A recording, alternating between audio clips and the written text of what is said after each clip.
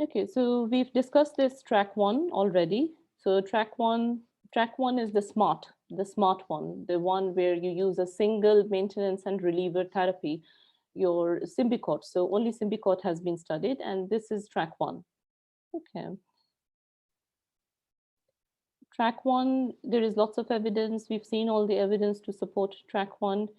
Track two, every time you take short-acting beta-2 agonist, remember to take your oral corticosteroids. As usual, the salbutamol puffs are 2 to 4, inhaled corticosteroids 1 to 3, whatever has been discussed with patients and put in asthma action plan. Okay, and step 5, we refer to the secondary care. Okay, so all these are in step 5, biologics and long-acting antimuscarinics. Leukotriene receptor antagonists, they could be used in lower steps. Again, looking at patient phenotype, this could be initiated early. Okay, now those were the two main pharmacological recommendations from GINA as per the inhalers for mild asthma. Now, some other recommendations, these there are two which are particularly pertaining to primary care. This one is important. Primary prevention of early life asthma by identifying and treating vitamin D insufficiency in women with asthma who are pregnant or planning pregnancy. So this is also a new recommendation in 2019 GINA updates to treat vitamin D deficiency in asthmatic pregnant women, and that would prevent in asthma in the children. This one, again, relevant to us, long-acting beta agonist, withholding advice for spirometry testing. So how long do you need to withhold your LABA to test for spirometry? Patients, lots of patients, they are started because of possibility of severity of symptoms. They're starting on the inhalers already before the objective testing is done. So long-acting beta-2 agonists, they need to be stopped for over 12 hours before the spirometry testing. So there are new recommendations for withholding advice. Um, some more recommendations. These are updated in May 2022, GINA updates.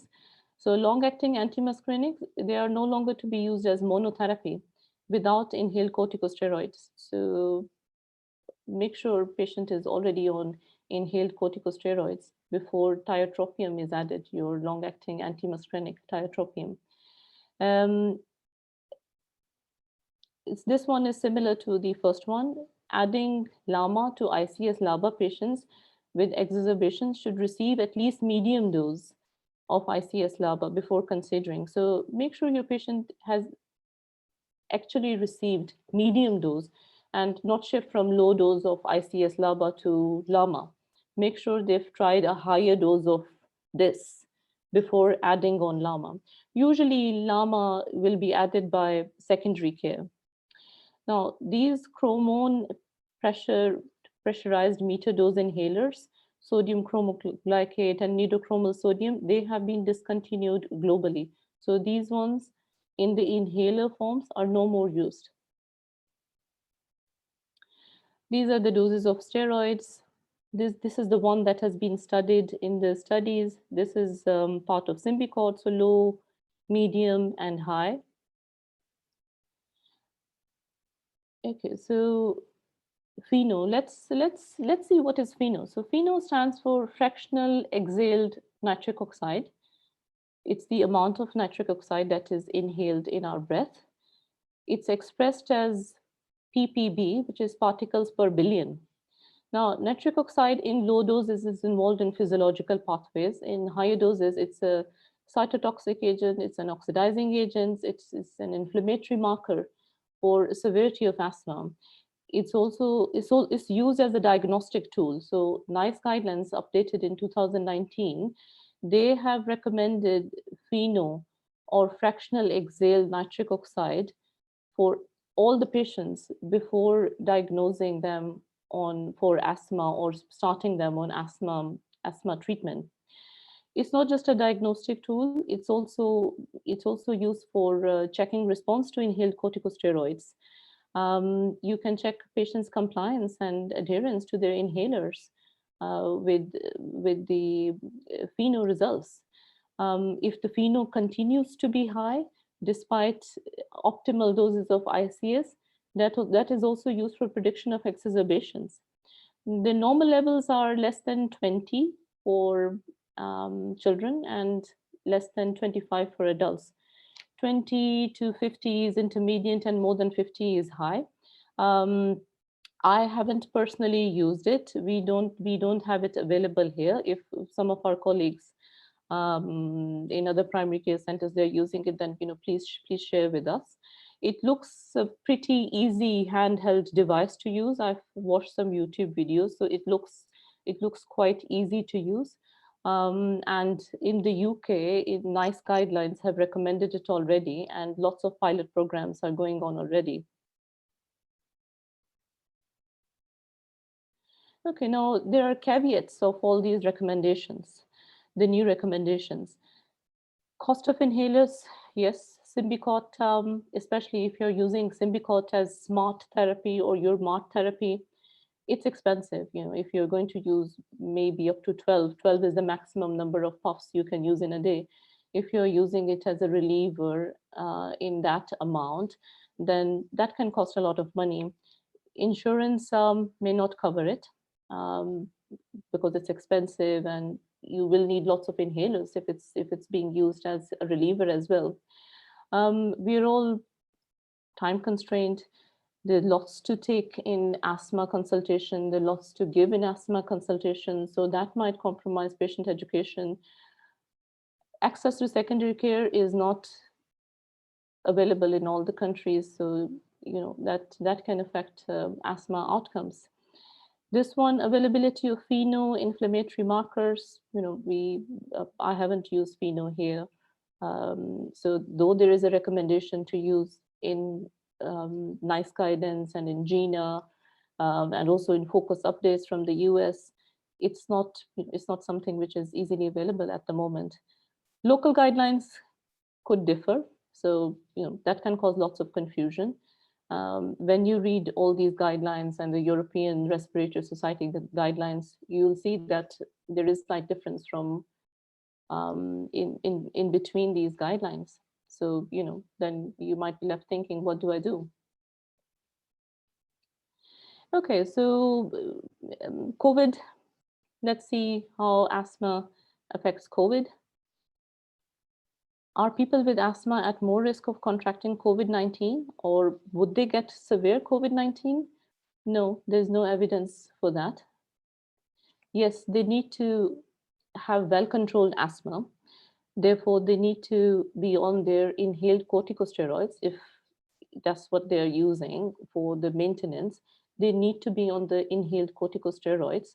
And they need to, everyone, whether they are at increased risk of COVID, all asthmatic patients, they need to have a written asthma action plan.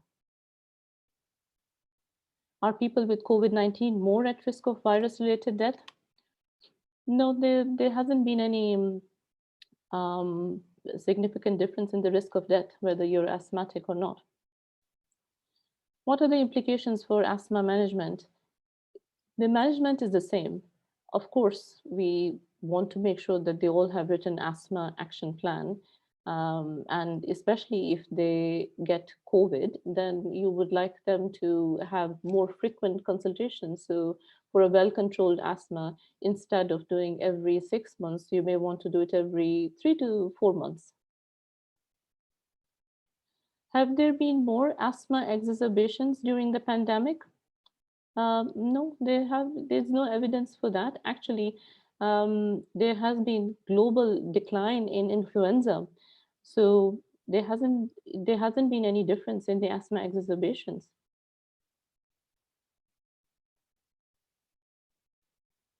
Are ICS protective in COVID-19? ICS, inhaled corticosteroids, they're protective for everyone anyway. They decrease the risk of exacerbations. So yes, they are protective for COVID-19, but that applies to all people who suffer from asthma. Okay, so some other important things to remember. Avoid spirometry and nebulizer, especially if there is community transmission going on. Everyone needs a written asthma action plan. Follow your local infection control procedure. Make sure people who have asthma, they are up to date with their influenza vaccine and also their COVID vaccine. This is the recommendation from the CDC. Vaccinated people with asthma, they must wear a mask in public places. Well, in Abu Dhabi, we wear a mask in public places anyway, but this is, the CDC guidelines. Okay, so now we'll look at some clinical scenarios and see how this new guidance that we've just studied, how that applies to these clinical situations. So a 39 years old school teacher presents with shortness of breath for 5 to 7 days. She's tachycardic, tachypneic, and her FEV1 FVC is less than 60% predicted. So she's clearly having an acute attack of asthma. She's having an asthma exacerbations. But look at this. Her usual treatment is Ventolin inhaler as needed. She takes it less than once a week. She exercises high intensity training 3 to 4 times a week. So when you look at this, you know that her asthma is intermittent. She only has Ventolin, and she's only taking it less than once a week. So she has mild asthma, and she's able to exercise without any trouble.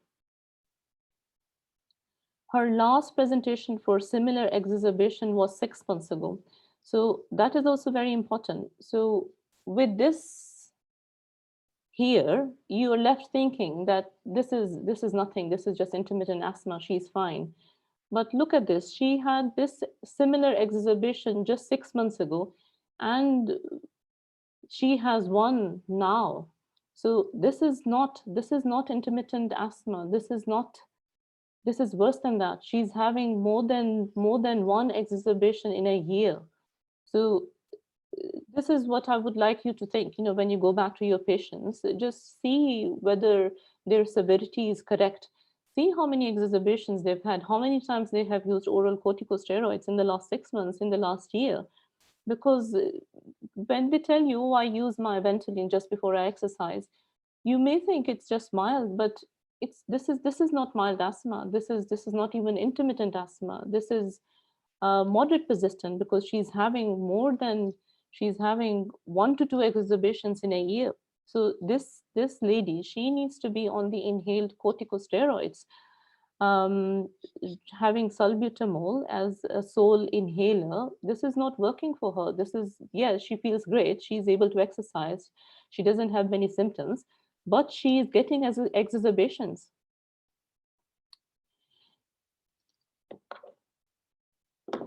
Okay, so second clinical scenario. Okay, so a 26 years old vet presents with recurrent and persistent symptoms of chest tightness, cough, and variable decline in peak expiratory flow rate. His symptoms have been gradually worsening over the last 4 to 5 years.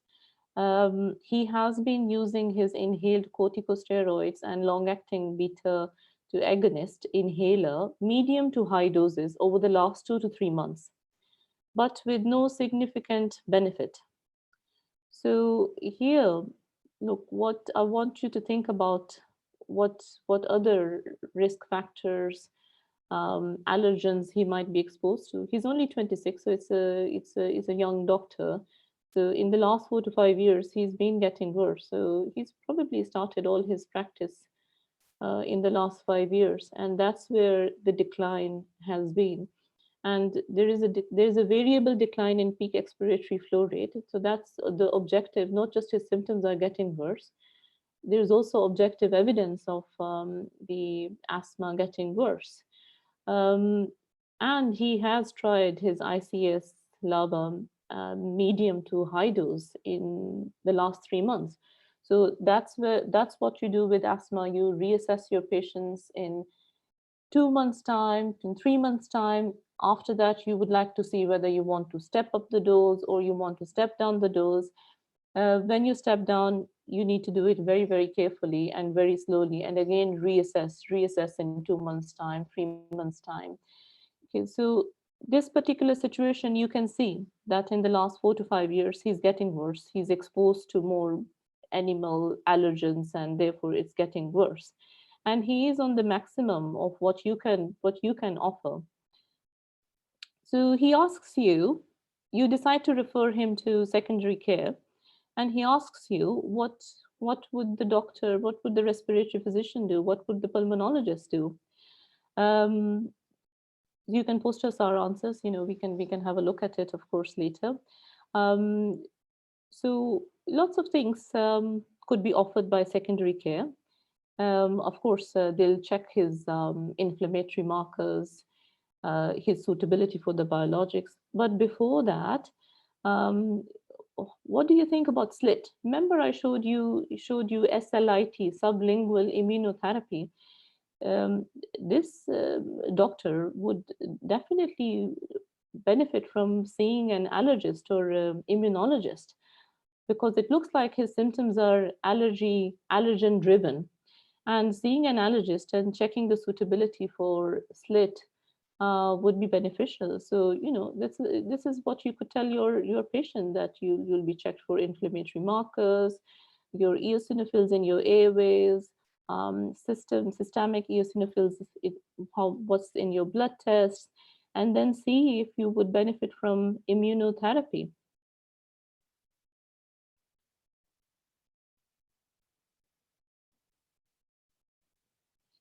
Okay, so this is the last clinical scenario.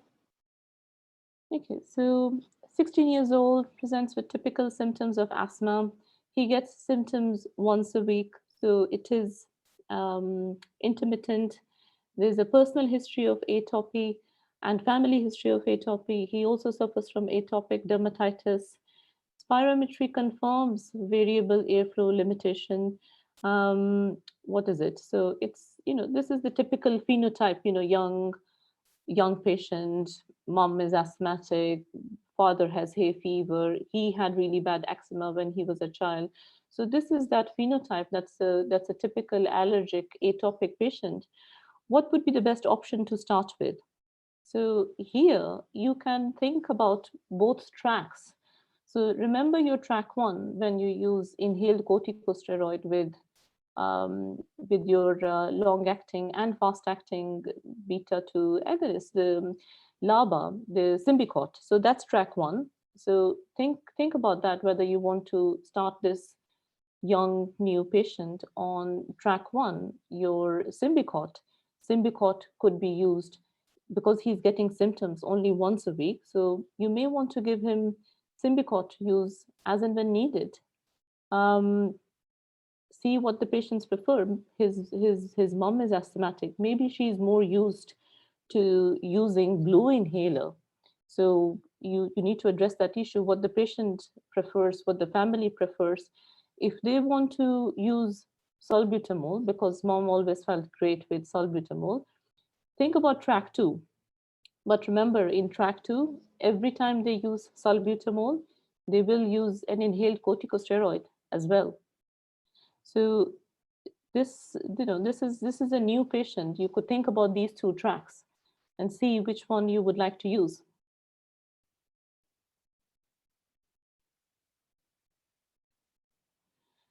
Make sure everyone has asthma action plan. This is a new diagnosis.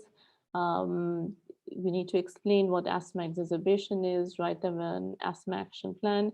I'm sorry, I haven't put any slide for the asthma action plan, but there are so many different asthma action plans available. There is one that uses the traffic light system, the dose of the corticosteroid they need to take, what do they need to do in terms of where to go for help, the number of inhalers, exactly how many puffs they can take in an emergency. That all needs to be mentioned in the asthma action plan. And make sure you are treating coexisting conditions. Allergic rhinitis, hay fever could be referred to the immunologist for food allergy checking, smoking cessation, all that. Make sure the other factors that you can easily control that are addressed too. Okay, so lots of other guidelines, NICE, SIGN, American Association Family Practitioner Guidelines, ATS guidelines, PTS guidelines, European Respiratory Society guidelines, so lots of other guidance available. This GINA update has been taken up by 35 countries. Um, I can tell you about NICE because I've practiced in the UK, so I tend to look more at NICE guidance. NICE has taken up MART or SMART therapy.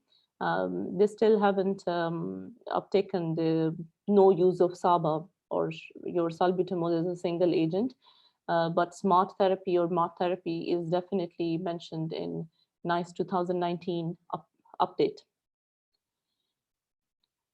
Okay, so these are all the references. I hope you all got a message to take home.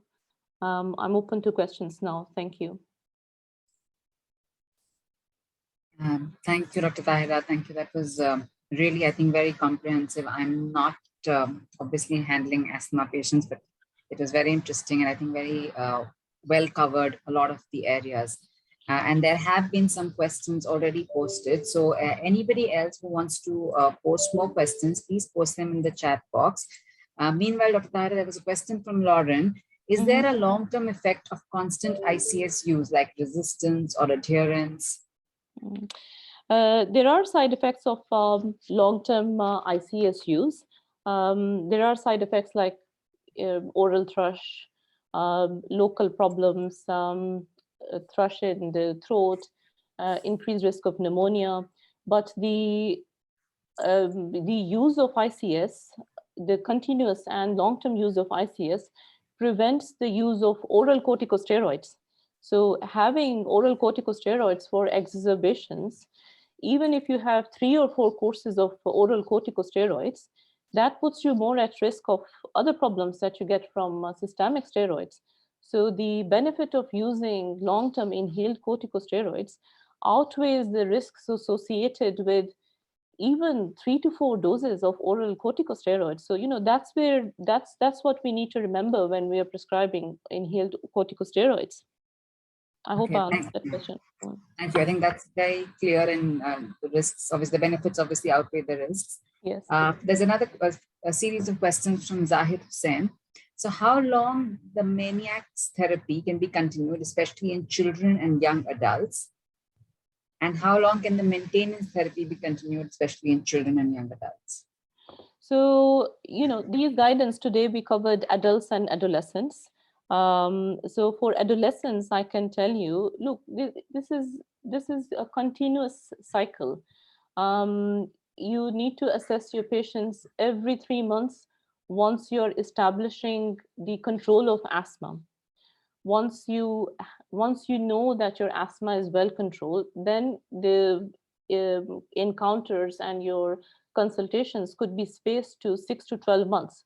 So there is no set number of years that you need to continue the treatment for. It all depends on what the patient's needs are, how they respond to the treatment, and it's a continuous cycle. The guidance is every 3 months, every 2 to 3 months, until the control is achieved. And once the control is achieved, the control could be checked with asthma questionnaires, those 4 important questions you ask in the asthma severity checklist. Once the control is achieved, then you could do it every 6 to 12 months. And the step down therapy is the same. Every 3 months, you reassess. If you're stepping down therapy, then every 3 months, you reassess your patients. Okay. Okay. Thank you for that. And then another question from Zahid Hussain: what is the role of preventive therapy like Singular, etc., in between attacks? Singular is a preventer, and it's in the maintenance. It's not something to be used as a reliever, or during an acute attack of asthma. There's no role of Singular um, for the acute attack. So it's a maintenance therapy, and again, it needs to be individualized. So remember, Zaid, when I showed you the last case, the 16-year-old boy who has asthma. So for him, if his asthma gets worse, then that could be an option to add a leukotriene receptor antagonist in the first in the step 2 and 3 when he gets worse. So that could be an option. So it's a maintenance. It could be added, depends on the patient's need. Again, there's no one size fits all. It all depends on the patient's needs. Dr. Aisha wants to know, is there any role of peak flow monitoring in asthma management? Yes, there is peak flow monitoring is the objective testing that is used in the diagnosis and in the continuous monitoring of asthma. So peak flow, PEFR, peak expiratory flow rate, the variation of peak expiratory flow rate, if your PEFR varies more than 12% in the daytime, you know, in the same day or between your symptoms, then that's significant. That means it's your asthma is not controlled. And also it could be used, like, say for example, your spirometry is not available and you want to use the peak flow to objectively test lung function. So you check the variation, you document, you do your peak flow, you document it, and then you see the variation. If it's more than 12%, then that's significant. That confirms the diagnosis of asthma, of course, along with history. So definitely it has a role. Spirometry, peak flow, and now the new recommendation is FeNO. So they all are objective tests. Okay. Thank you so much. There is a question from Ishtiaq Ahmad. Now it's a very broad question. I don't know if we can address this today. How to differentiate COPD and asthma in a simple way? So do you have any simple, quick way to differentiate?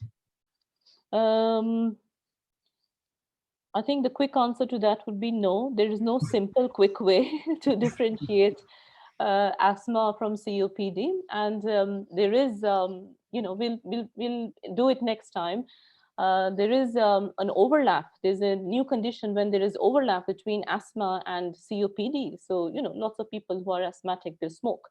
So there is overlap. There is a condition where there's overlap of asthma and COPD. So there is no simple test for differentiating asthma and COPD. Yes, spirometry and FeNO, peak expiratory flow, that is used. Most of people who are COPD, they almost everyone is a smoker. So that's one factor. But of course, there's an overlap as well. There's an overlap between asthma and COPD. So there's no quick way. There's no simple quick way of differentiating. And if you are in a situation like this, like as a primary care physician, then you would ask your secondary care colleagues to help you with that. Okay. And there's also another question from Ishtiaq is, in acute attack, instead of giving back-to-back SABA only, SABA plus ICS should be given? No, for the acute attack, I haven't come across any recommendations in the acute attacks.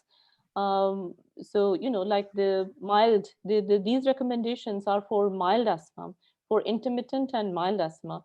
For acute attack, you still use your short-acting beta-2 agonist as usual. You don't have to give, Pulmicort after salbutamol because you're exposing. So it doesn't, the recommendation is for mild and intermittent asthma.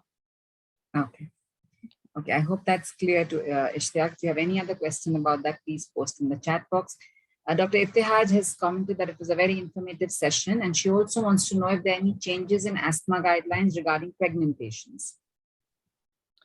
There's one recommendation that we highlighted, the use of vitamin D in pregnant patient for the primary prevention. Apart from that, I'll check it Iftihaj again, but I haven't come across anything specific for pregnant women in 2019 and 2022 update.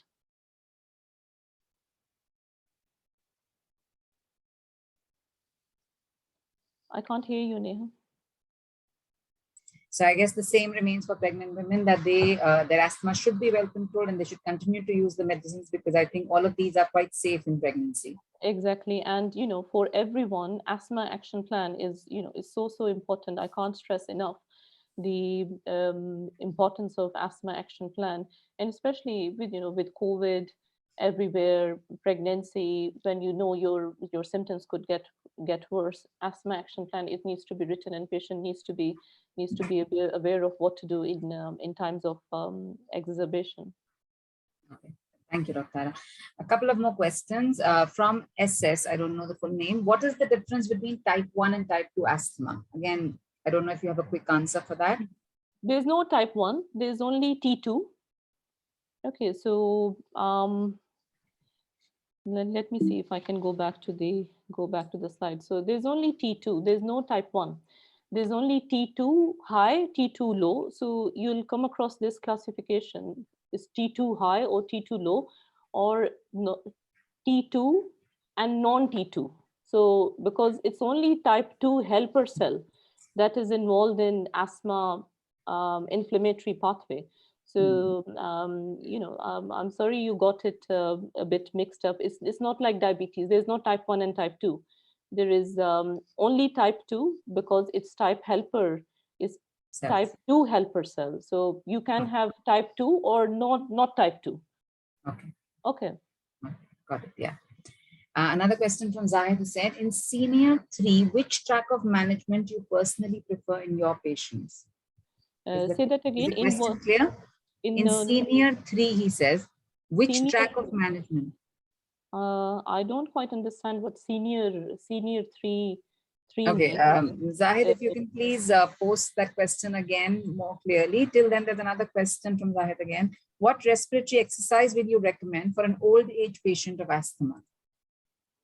I'm not look, I'm not aware. I haven't read the pulmonary rehabilitation. I can check and let you know. But I believe, look, I know patients who are asthmatics, who suffer from COPD, 65-year-old and 70-year-old. Lots of patients I know, they do weight training. They go to the gym and they hit the gym like a 30-year-old. Some people just go for a walk. So I think the answer would be, it really depends on your ability, and on there is no limitation. There's not anything that you shouldn't do. If you're able to go and run on a treadmill, then please do. But is there a role of respiratory exercises in asthma management? Is there a role of? There's not as much for pulmonary rehabilitation. This is called pulmonary rehabilitation. It's got more role in COPD. Okay. Okay, so I think Zahid has clarified the question. It's not, it was scenario 3, the last case that you presented, case 3. Which track of management would you personally prefer? I think I will go with it was the young patient. Yeah, the young 16-year-old you've confirmed the diagnosis of asthma, and he's atopic, and there is family history of asthma and atopy in the family. I think I would go with the salbutamol plus the inhaled corticosteroid. So, but remember, the guidance is you take when you take salbutamol, you take immediately after you take inhaled corticosteroid as well. Just because he's 16, and the Symbicort, remember the other track, the Symbicort track, only Symbicort has been studied. No other inhaler has been studied. And Symbicort is a dry powder inhaler. It doesn't have propellant in it. So it's easier to use in that young patient who's only 16. It's going to be easy to use other inhalers as compared to a dry powder inhaler. So personally, for that patient, I will go with, this is your salbutamol, but when you use this budesonide as well. So I'll go with track 2 for that patient. Okay, I hope that satisfies the question Zahid had. And I think we really don't have time for any more questions, Dr. Tahira. And thank you so much once again for such an elaborate and in-depth and knowledgeable presentation. Lots of comments coming that they really liked your lecture and presentation. If anybody has any further queries about this, Anit has posted the email of the Academic Affairs. You can post your questions there, and we'll try to get Dr. Tahira to answer and address them. Meanwhile, thank you very much, Dr. Tahira, for presenting and taking time to prepare and present and share your knowledge with us. Thank you so much, Neha. Thank you, all the audience. Thanks a lot. Thank you. And thank you to UE Medical and Mubadala Health for giving us all this opportunity to share our knowledge. Thank you to Jihan, Cherry, Zainab, and all the marketing team who's working behind the scenes to get all of this information to you. Thank you to Tahira and Anit for working tirelessly and they are you. the ones who will be sending your presentation to your certificates. So thank you very much, everybody on and off the screen, and all the participants for taking time to attend. Really, it has been a pleasure, and hope to Thank see you, you all everyone. again. I can see good attendance, and thank you, Tahira and Anit, on telling me everything about the presentation and correcting when needed. Thank you so much. Thank you, everyone. Thank you, and have a great day, everybody. Bye-bye. Thank you. Bye-bye. Okay, thank you, Neha. Have a Thank rest. Have a good rest of the day. Okay, bye-bye.